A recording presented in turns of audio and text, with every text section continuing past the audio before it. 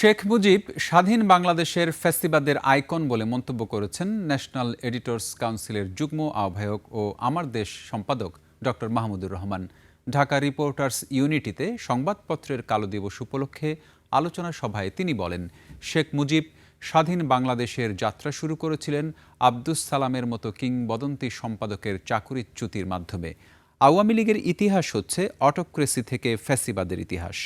মাহমুদুর রহমান বলেন, যারা আওয়ামী লীগকে পুনর্বাসনের চেষ্টা করে যাচ্ছে, জুলাই বিপ্লবের পর থেকে তারা সবসময় শেখ মুজিবকে শেখ হাসিনার থেকে পৃথক করার চেষ্টা করছে। শেখ মুজিব যদি 20 বছর সময় পেতেন, হাসিনাকে ফ্যাসিবাদ শিখিয়ে দিতেন।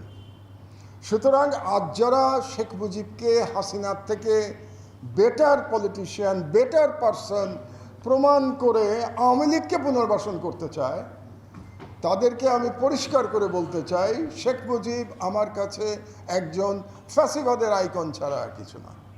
এবং ফ্যাসিবাদের আইকনকে পুনর্বাসিত করার কোনো সুযোগ নাই, এটা আমাদের স্মরণে রাখা দরকার।